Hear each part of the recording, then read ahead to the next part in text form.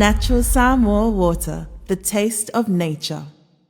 Skipper Tuna is the healthier choice for you. It's nutritious tuna flakes, packed in easy open cans. Get hooked on the great taste of Skipper Tuna today.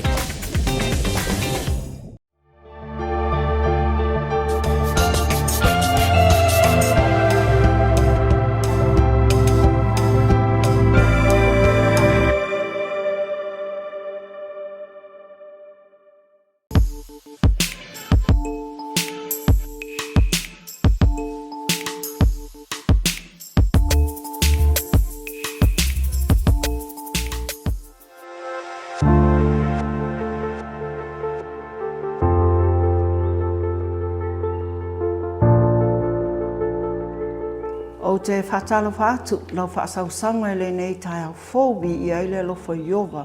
Ua tātou au lia mai le mai tau atu I whafo i o mātango whiere sulu lape i ona nafi. Ia e oso le la pa uti I monga o ko te tūlanga e se saele tau ana nafi. Ia ai ole nei a tūla o te whiawhia o le so onga nei o le tātou por kalame o le lava singa. Ma o nisi o mata upu o le a whapena o na whea le por kalame.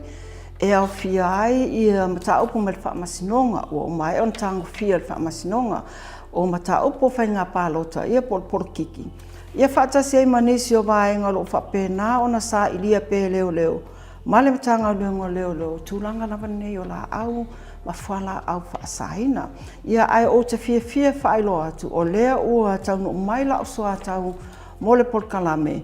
Ia le tamaita I tu sala ia Yvonne Esther Antonio. Soifo manuia Yvonne. Malo soifo langi. Vave mela usu nei tai au ia so pupu. Ia welo fo ia pupu le aso pupu le taime tau volan tau fetuli le taime a tuli le taime. Ia ai o te loa Yvonne. O le mata upu nei le whainga pālota. E la ta amata maila I le tu malo le sa fatalua. O le asa mena e whaalongo I wape wa lewa o na sala lauta la a. O le a whaase ese I le sui whaipule o le tu malo. Tūlanga whapena. Ia sa o le mai tau watu ua e le sui o le HRPP lea o le switch pe awai atu I le vainga whaupu whai al fast. Se e manino le tūlanga whamina. E sa o peo no whea tumo mua. Lewa talenta a milo rumors nei. A meo a mata mai to alima. Ia lewa mai tau tua lewa mai atu le sile vai mautolu. Ai ona nafi. Na maua I le awa noa whaatautala noa I fo I le sui whaipule. La fionga la le ia tu ia pai le toa. Ia o le sui whaipule le tu maro sa whaatalua le na pale mai. I le whainga palo tale na umatune I le lua orua lima. Ia na ia whaamanino I lo le tūlanga la le wa le rumors loa. A le ua whaamaonia. Ua ana nafi na fono I le tu malo. Ia mataulira le tu malo sa whaatalua. E whio lolo fo ia nu olo ia tutonu. Ia o le upu na whaonga tu ia le matana noanga. Ua fulisia le tu malo. Lono winga. Ai longa ia se palo toa wale a whio fulisia. Ai longa ia se palo toa. Ia le mena ia. E le loa tātou wana tupu mua foi. Tau lela na tupu ia vai singano lua. Whai mai wa fulisia le tu malo I lena tula I mele fasi. Ia pe tai o le tātou I loa malawa. O le sa ia le sui al HRPP sa na tau wa. Na fasilingia ia tu ia pole alma fuanga. Ua lai ona hae se tō wha po o se finangalo le nuu. Po o ia, po so na finangalo ia tali ia tu ia o le finangalo le atunu o ia le tumalo le wa ia whaatinoina. Ai mo ia fo ia na sila pena tilo I tu ele le iai ia le I tu malo I meta watinai. O inala le sa fua ma ia na whai unga. Ia le lana fono an mafi o le whaila loma ia le la wheloa inga ma le tai o le vaenga whai o le fast le la anga ia o ia whaila o le pale mia o le tātou watunu. Ia se taimi o na wheloa ila ia. O lona winga o le finangalo le tu malo. Au te loa e tutusa le ma le tu malo vai monga tolu. Wai o le ato e whai fo I whinga palo ta le titi e le ngata sa whatalua a o le tu malo vai. O vai monga tolu. Sa le lei ia mataulia la o e Yvonne o vai monga tolu. O le HRPP fo ia le sa tula I mai e le fionga le ia tai o li seu fiti ai maasu. Peitai. Le lawa mai e whaama vaenga tai o li seu I to tonu o le pale mene. Le pale mene lena umata ne whanusu na tunu. Ma le la wata oto e whapena i le whenga pālota lai. Titi, a lele au mai se asoa, matau lele. A lewa mautinua, e toa tolu sui o le atau wā mai vai maunga tolu. I o lela iei le whiunga lea ia tai o li seu, le la tau wā le whās, i o le whiunga lea ia tu ua mali i tu pola fo mai sa polo, o ia la leo leo o tau wā mai lalo le fua a le HRPP. Ia le fuila to e tau wā i male sa tula i mai i le na fo le fās. I paia ingo tuana i ia le whiunga le ia lau timu ia we le se wā ai o ia fuila sa vea maa. Means tau tupe. Mo sa fata lua la le tatala no iai. O leo sa no tu ia furisia. Ia furisia lo no vinga le se palota. Ia that remains to be seen wai le oiloa lava le tūlanga e o iai. Ia le la wo lua tatou whainga palota la iti e loma nei.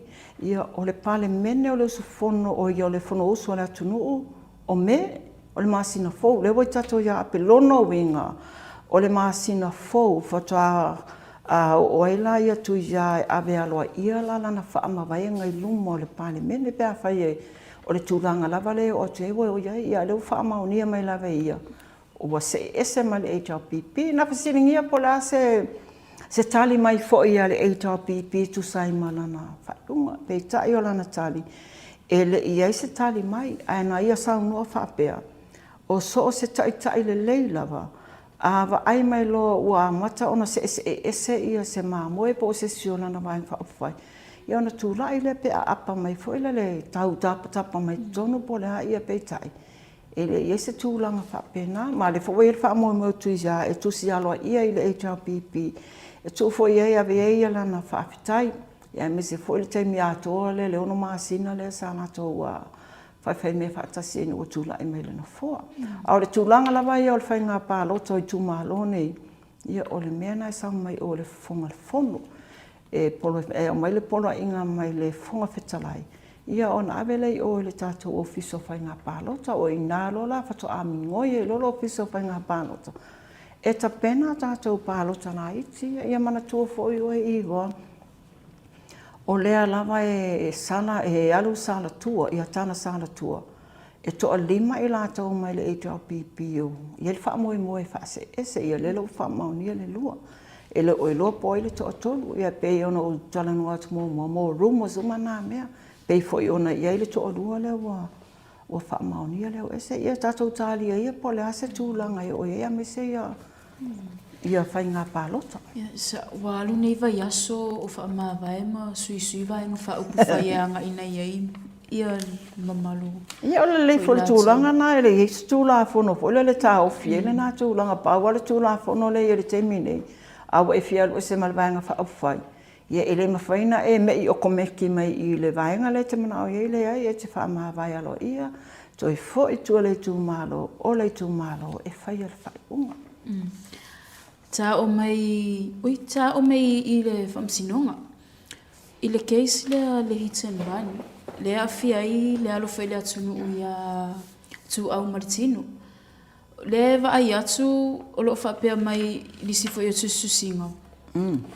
Te tala pea le mta upu. Se e whamanino le atu langa lang. I wāna le mta upu nei was never closed.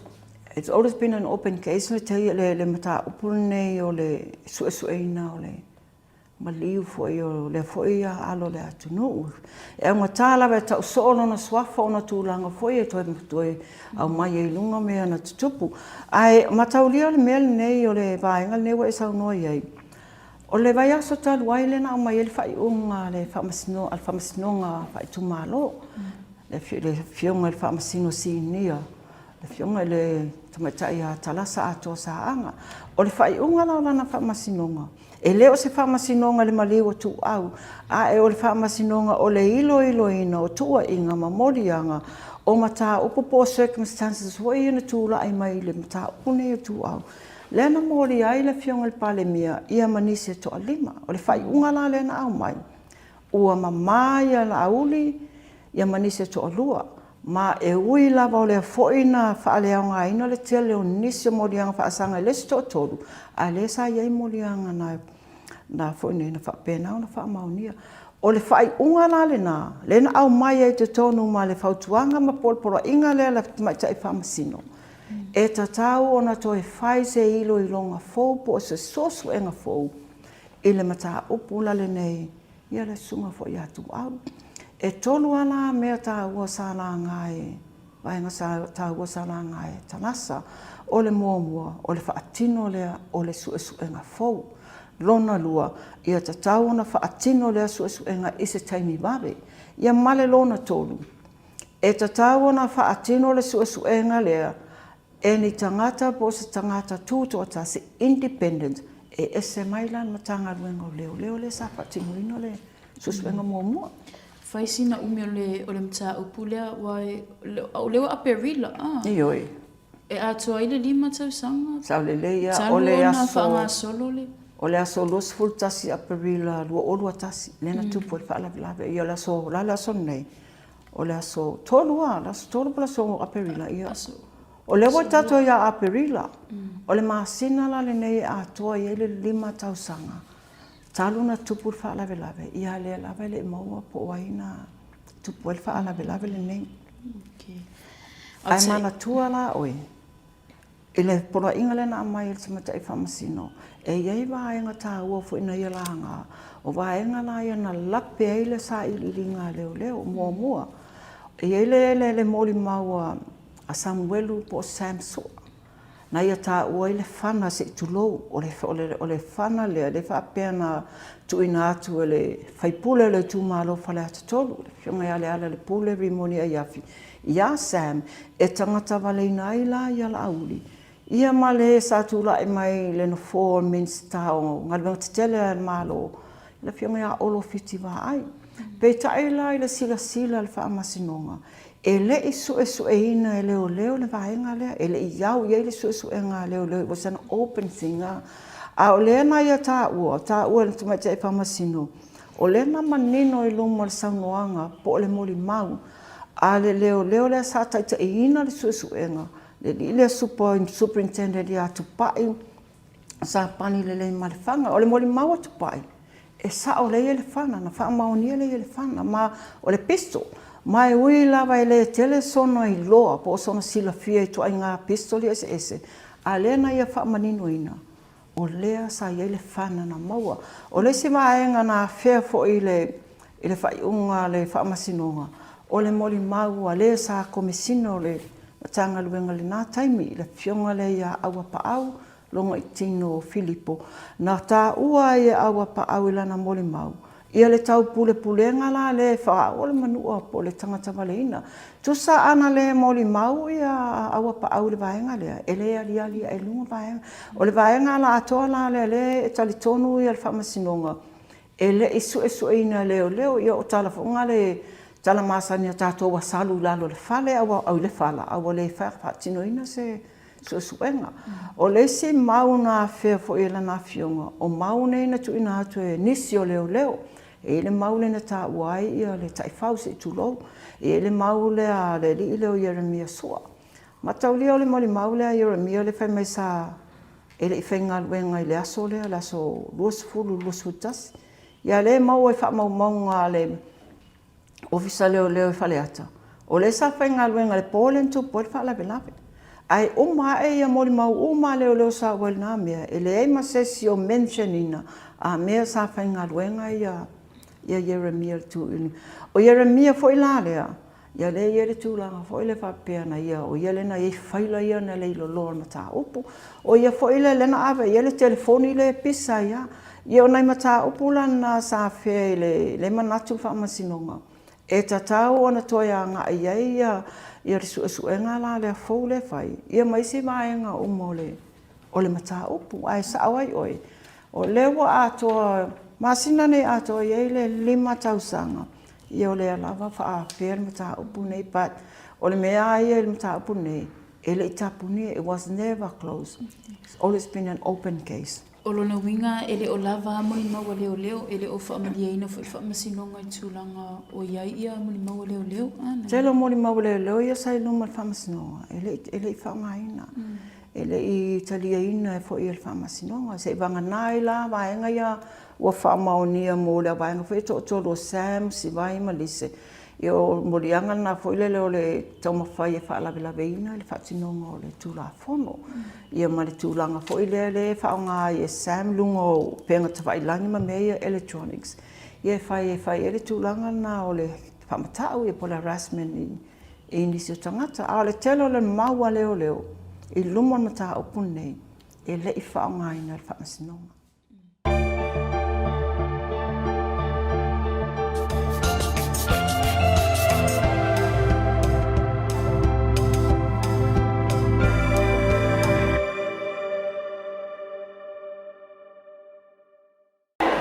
Natural samba water, your only water.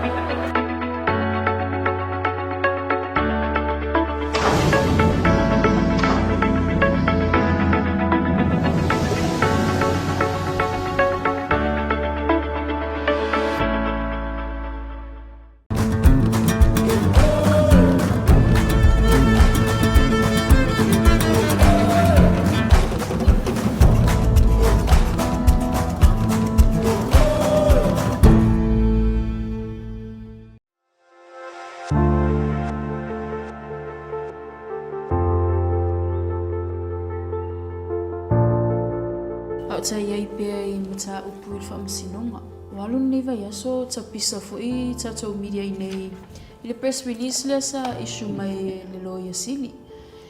If whaapea lea I le ese ngoti ute I le whamasinonga ma le ofisa o leo leo. E manino le pepa o whamatalanga. Po le press release le na tuino mai le official lawyer sili. Tau le fole ole peye I no tipsilo ia le pepa whamatalanga. Ele not only ole reminder po ile le I tiute. A sa whama I o mai ele esenga o whatinongo tiute, separation of powers o waanga I tolu. Ia matauria la ole whamasinonga lava ia tuto o tasi. Tuto o tasi fo le palimene. Ia o pilas ia tolu. Ole palimene ole whamasinonga ia ma le executive le malo. Ia ole e tātou ofisa la o le lawyer sili. Ia e lalo la le vaenga le sipila le o le malo. A le pepa la le o whamatalanga. O e mana tua I waon le vai aso le na o mai le whai unga le tu malo whale alili. Ni tasi. Le ua solo I eila le no foa. A le fo isa tula I mai le tofi. Le fo isa avea masui pale mia le fionga le ato I lupe. Pau muli nuku a one semo. O le whai unga lana. O le lana fifi mai tutonu malvaenga le o se la wafe. Se la wafe tā la le whaapena aveina toi lupe. Ia tui loma lan silo tala meko. Ina ia ave tua le tangi le sa whatino whasanga ia toi lupe. O inala, le na mai e lo le polo inga po le directive la le al whaamasinonga. E ave I le official le lawyer sili. E sue. Ma sila pe tala fea ngai le whaia o ni murianga, whaasanga lai le mata upul nei. Tu sara au mai ia le whai unga nai le last week la so lua. Pe lua e aso muri e saulo tua le pepo whamatalanga nei a le official lawyer sili. O le aso lua le vai aso nei. Na tu e wala au eila mata upul nei. Ma o se tasina le o vai ngana fea e le fionga le whamasino sili. Ia ma le fionga le whamasino ia lei atawa le Sādaro Clark. O le la ua sila I le pepa o whamatalanga nei. Ua whasili ngia I le whamasile. Ua whasili ngia le o loia sili. Ia le whamaoni tūlanga o le whamasinonga. Le integrity o le whamasinonga. Ia. Na tali foisi tama e sa tūla I mo le official na taimi. I le tūlanga o le ua whamawina. Ia le whinangalo le whamasinonga. A le tūlanga le na langa mai e le whamasinonga. Ua take latou e le pepa o whamatalanga I tu ina atu. E le ngatala I lea. Ia na toi la ngai fo I la e le whamasinonga. Le vaenga la le mataulia mai o Ivan. O le fionga le loia sili a maunga Precious Jang. Ia o se tasi leo lo ia o le vaenga whaupawhaia le. A le fast. Ma sa iai fo I le tāpenanga o le mata upune ia whale ale li tasi. Ai le I tō fia la nai a vea ma loia sili. Le la watula I mai nei o ia o le loia sili a le atunu. O le la ua manatu le whamasinonga ma whaailo le whamasinonga le tūlanga fo I le o le conflict of interest. le ia le tamaita e loia sili i le mata upu nei vaenga o mana salanga o mele e la tau ai wile o toi fata otol mata upu nei se lau wafe le o toi fa fo ia le o famasinonga toi fa fo ia lo ofisa loia sili e toi sila iai pe fa pe fea ona tango fio handle le mata upu nei o le se vaenga sa pe sa tau le le manino o foi le vasenga tu stala ia me se foi mata usa e o ona lewa mai le mata o po fa pe ave la lo le fa masino nga foi le lo zero matters ia o mata o pune o mata o foi le lo fainga fa la tu al te me fainga pa nota io le lo to foi le sala wa fele na io lo fiso lo sili to ta pena mai la to la solo le vas fo a le si mata o pule o fia io le o mai o mori mau lima sepulutono mo lima o le o mai o mata o pula lana o le atang fia fa masinonga i lalo le vaenga le o le usita i o pola inga fa masinonga i o sila fa masinonga e le ni pola inga laiti e te tau ona alo ia le pola inga fa masinonga mai tau foi na o mai ia mo lima o mana e tu sala lima sepulutono le wa mai lima fa na tasi ale tau na o mai fa masinonga o le si ano uma ia lela wala bea i la lole o le whamasinonga la ne o le wa mōli i la lole o le usitai o le o pola inga le whamasinonga o le whamalingonga la na o le tūlanga la le wo o iei le mata o pula le nei te le lave nei vai tau alang i le ngata le vesi i le polokiki ia ale foi e se foi mata o puia vesi mai foi i whamasinonga e peo la ngatonu ana wa peo le sila le ale pepa whamatalanga i nau mai. Pei wa apal whamasino ngai whaatino le ngā luenga sa tau na whaatino le mita ngā luenga o leo.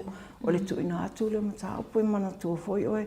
O le mita ngā luenga o leo la tau whaisu suenga sa ililinga. A maea o maua le whaila o na mamori lole o le ofiso le loia sili. O le loia sili la o la tau e prosecutunga i mata upu i luma o le whamasinonga. O le mita whaioi le whamasinonga. O le whamasino.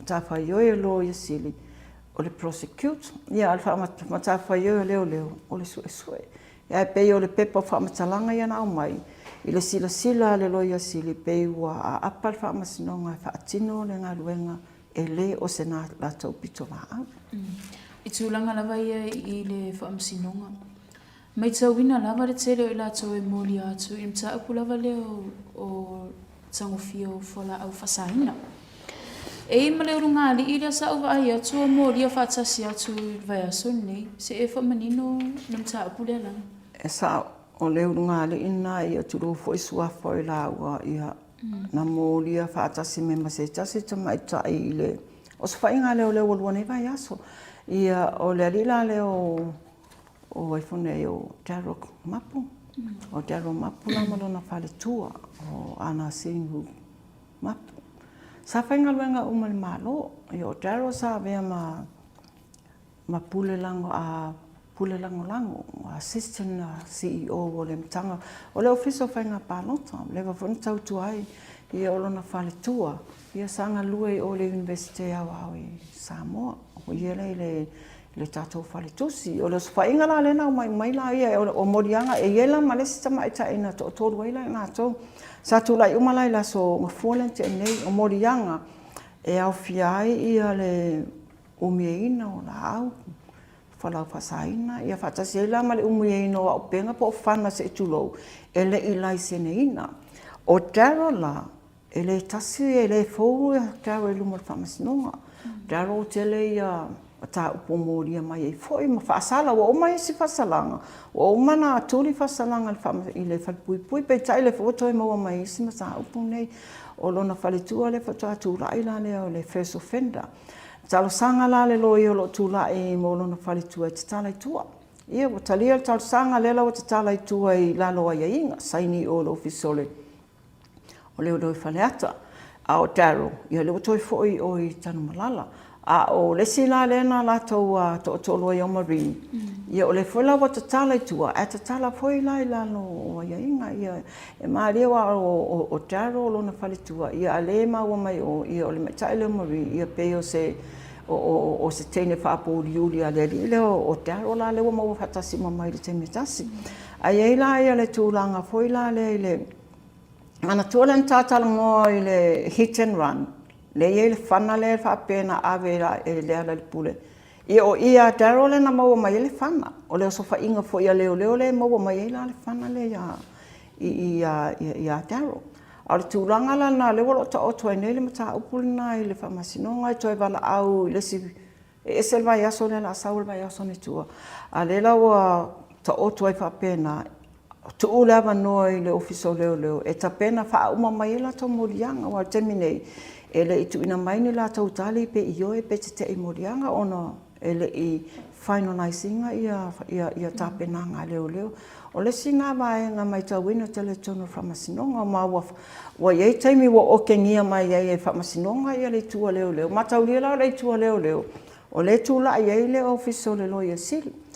Tusa mawan me foile le o sauni mai ale tangata la la tu atula ia tu ele I sauni le tu leo ele I mai ia susu nga leo ia o me le sina ma fu anga telo le ringa tolo tele mata upu ia tau fo mana tangata a inga malanga tu foile le fai e lango le tangata ia na mai tau wina foile tina ma tu ale na so I tu langa foile le madali fika foile le malingo loi mata le wa ko fa foi o I tafainga I tan malala e le mafai ala na la to felo ai ia tingana o atu me foi na le tu la fono ale o le mafai ia tu langa na lo to toile mata opula na Darryl malona fale tua ia mali tamai tai le mori a o ye se fuanga mo ila to fo ia e underage or tele os fa inga ma rates ale o ia alu I tūlanga I o whala au whaasaina, tele na mua meita meiti la iti,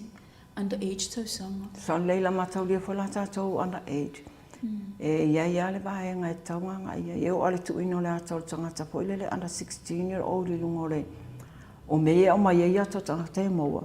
E le te tau na tuina ia ono le tūla fono.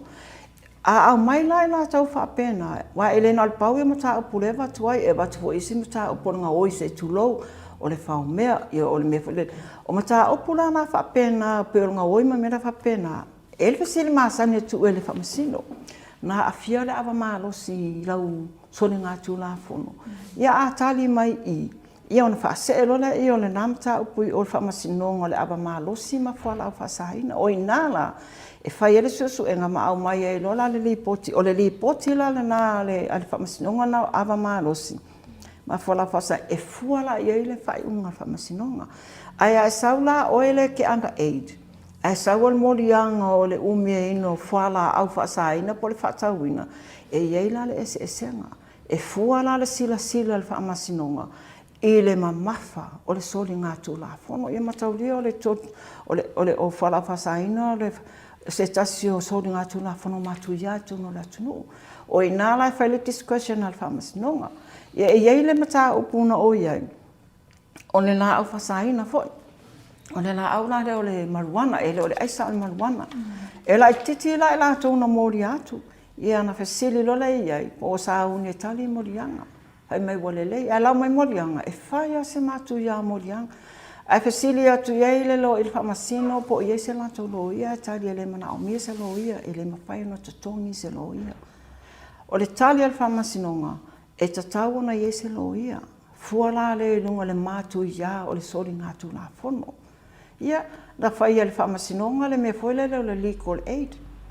E tūla I mo I lātou. O I nāla e fua I le sila le whamasinonga. I le tūlanga le under age fo I o tamaiti. E fua I le mawalunga ma le mamafa o le sori ngātu la whono.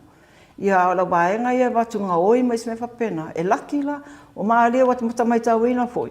Ma tauria watu atasi o ma tula e luma I ia wa ile luma a fesili mai ro na fiela malosi lo fionga I ia fase e o ele smonia folo atulo mai se ma ko kasiar kali io na fiela fi wa solo mai le tula le o ina ala le ele se senga ia le tulanga la le tsau no e fala fasaina e for sila al famasinonga I lunga le mamafa o le soli nga tula fono mataulia sa iele a pela wa whaamaunia ele avela tausanga wa mawai ele ave o wa pe o tawhaingata le sai mo ele avela tawhaingata ai ai ale no whanga o yolo amani I murwhanua o inala ave iela la wanda age tu ia o teminei ua le toi iei se pale pui whapena, po se pale tau fieta meiti. Ai o le mātou whelo inga ma la fionga pale mia se tasi ona whelo inga na ia whaamaoni ai. O leo le ato e whausia i tanu malala, e le whausia lai to tonu. Le mele e le au hard criminal, ai la whausia ese mai whafo. Ia sisi foi fale, e avela e rehab ai la tātou tamaitia underage. I think o se mea le foi na tūlanga papena. Wa a watu nei la au underage ngai, ave to tonu au hard criminal. Ia le lopesi la kule hard o lau rai kia lau criminal e te. Tu sa e ufofo msino ile la aiti o tausanga, wai su lima su ono. Ai whaisina ma mafa o. Mana tua, ia reida leo ia na alu lena tu mai e lunga tau nisi fo i o i la tau sifuru lima tausanga. Lena vawe ana toi ave ese ina ua wala awa jainis i o underage ka meike le kanko e lunga ia ka wapena. Lena vawe ana toi ave ese lana o le tūna fono. Ia ai le asala le ele alo le tilo le tūla fono. Pe a whai tu sa lava peke underage, ai mātu ia se soli ngā tū la fono na e whaatinoina. Ia o te loa i wān pe na le pau ia ma tā upu o le tā purkalame le nei aso i o ne fo i tā te tala noa a le aso ne o le aso pupu. Tā pe nanga fo ia wā fo le whamana tu ino le mali o le tātou whaola ia manu toi tū mai i le aso sā i o te loa le tero i kā le sia o whapena o ta pena la tau purkalame. O tō ka tolito o ke lofo i tō pokalame nā nei ia, o li pokalame māsani ia. Ia, sa o lei, o le vai tau lava nei matolo tue tere e lava ia misai whai a matatua nei, o tae au se i tau lava lea sa, e whai lava ia lotu. O te loa o ise a ka le sia le uauti, o le malosi o te mene o whai ngō tala fo i whae vangelia, tumu ai i le tūlanga e fia mata e ni mo ai toi whaatino ia tala foi mai tu spaia o te lo foi le mau yo le lato memorial service la fiafi le e whakasa foi tele kane si o le whakasa tele na fale lotu le tai o las foreile tau le ni lotu fai ia fi pe o se kane si nei ia e fai le tai o las foreile ia se wala silent ne o le la upama ia le la tatou atu pena. Ia, panganau ia se vaenga i toi whiusau ngoi ei, au la wha umar tā pokalame. Ia, te tonu a lama whai uta pokalame. Ai, au tatuanga i atu i whamina tuino le seta po le tuatuman malo Yesu Keriso. Ia, tatuanga anelo sanga le mu, i le malo tatuatunu, ai mese lava ia tatu whanau. Tele ia whalawelawe supu whafose i au whalawelawe fo i tātou te le mana o mia i le newa i tau. I au le e mamuli wha whautuanga atua le malu tātou atunu o tautuanga saunga le mu. Au tautuanga i atua i le e seta. Whaftai i wan, i o le nāua tau whaafonga mai fo se tualalo. I au se whautuanga fo i matamata e tu stala e tu sai fo i au tautuanga i atu le whaamana tuino o le maliu i a male toi tū. O le tātou whaola ma o te loa ua mai atoi i le māporkalame o le neiva yaso. Tau o lea a iese sala po se ngangana ua sala ia whaamangalo le au auna. A e tātou toi whailoa i le vai aso fōu. Mo le saso onga o le tātou porkalame o le lava singa soifua.